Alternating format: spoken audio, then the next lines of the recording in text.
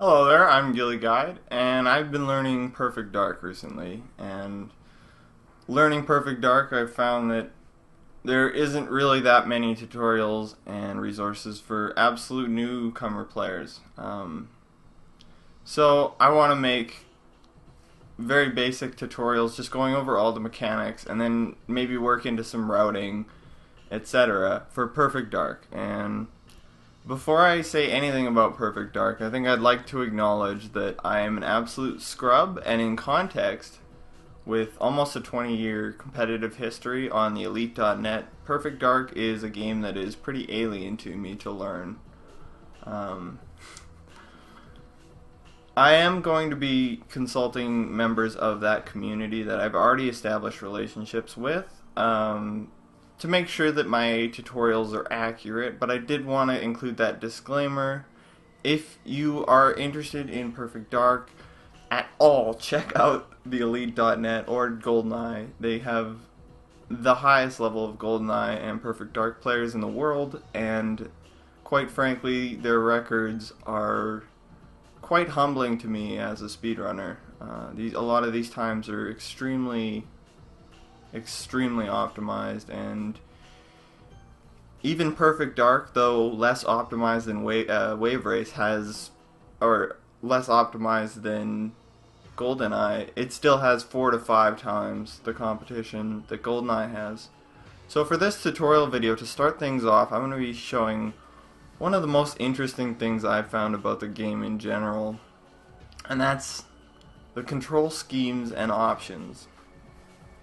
So before I go into control schemes, how you hold the controller, I'm going to go over the in-game control options.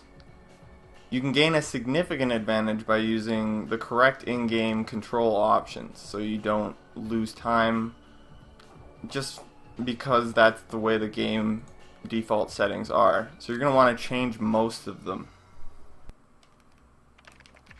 So, Control Style 1.2 is universally recommended over Control Style 1.1, the default mode. This takes all of the movement that is on a single axis, like vertical or horizontal axes. You can move forward and backwards, left and right, and any combination of the two. 1.2 has these C buttons used exclusively for your movement, so you can very cleanly keep full speed. In this game, you can press both directions and it'll move you faster than just one direction. Most modern shooters don't have corrected for this, so that there isn't an advantage to moving at a diagonal, but you're going to be wanting to move at a diagonal for optimal movement in this game in general. So Control Style 1.2 is universally used in the Elite, and quite frankly it's very difficult to compete on 1.1 from what I can tell, so you're going to want to for sure use 1.2. Reversing the pitch moves, aiming up and down, it reverses it. I played a lot of Call of Duty, so I'm going to be using reverse pitch here, but I think most eliters do reverse the pitch, so that would be the default recommended option. There may be a problem with not reversing the pitch I'm not aware of. I'm using it for preference right now. If it becomes a problem, I can switch off of it, just like I've used it for Wave Race as well. So look ahead. In speedrunning, you're going to be going at a diagonal, so a lot of times you won't be able to look exactly where you're going, and this mechanic in the game actually changes your aim so you're looking towards where you're going, and this is obviously not a good thing for speedrunning. You're going to want to turn this off under all circumstances, and the same goes for head roll. Head roll, when you're aiming in real life, your aim moves a little bit just because of your head moving a little bit. This tries to simulate it in the aimer, and this just includes extra aimer movement for no real reason. It's just completely random and will screw up some of your speedruns if that's what you're trying to do with this game. So you're going to want to turn that off under all circumstances, just like look ahead. Auto aim you want to keep on. The auto aim in this game is excellent. for its time, and you're going to want to abuse it as much as you can. Auto aim you're going to want to turn off under certain circumstances in the game, but for most part you're going to want to leave it on. Aim control, leave to hold. Those are the control options in the game. Now I'm going to go over I think is one of the weirdest parts about speedrunning this game is how you hold your controller. Coming from a natural Smash Bros background, my intonation, or at least the way I play Smash Bros, I hold the controller kind of like this, and this is probably the worst possible way to use 1.2 because I'm going to have to be holding these down. And then I have really no way to access start and B. What to do about this, what most players do about this, is they develop a style that is referred to in the Elite as Alien. And the Alien, you hold down either these two buttons or these two buttons, and you press over so you can open doors while moving at full speed.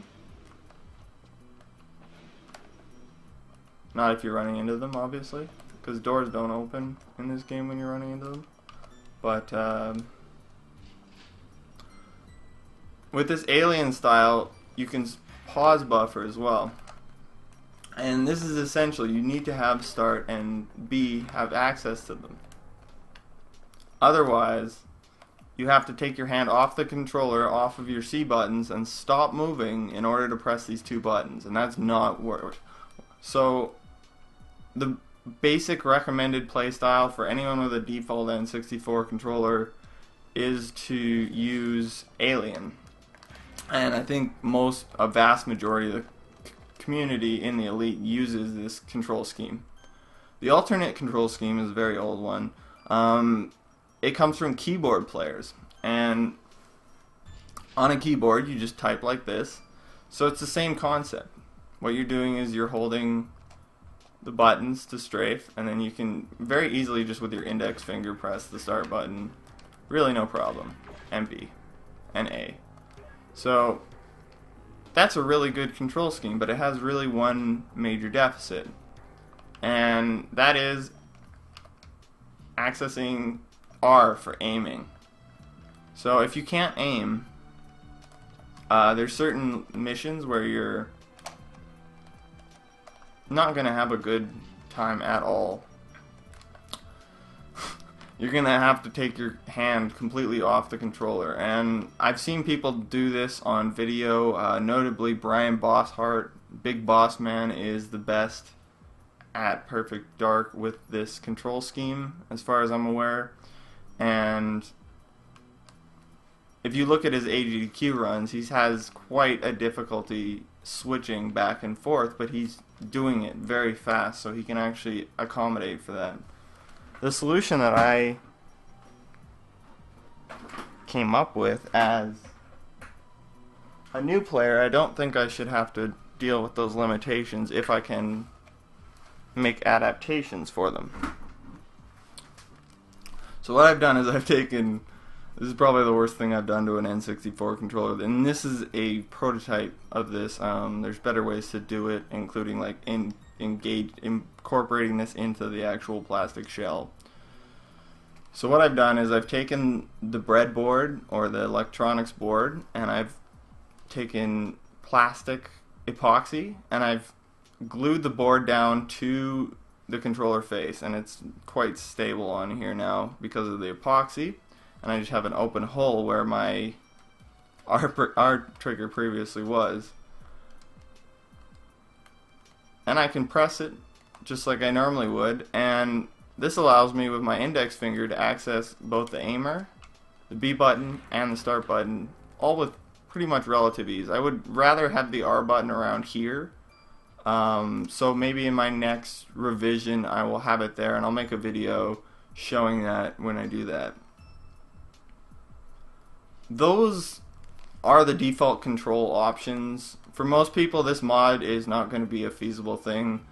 It's not very difficult. This epoxy probably cost me, $6 for the tube, and then I used like a sixth of it, so it's not It's not going to be expensive to do this mod, and for long-term keyboard players, I'd really be interested to see if this can help some of the limitations they have at a higher level of play.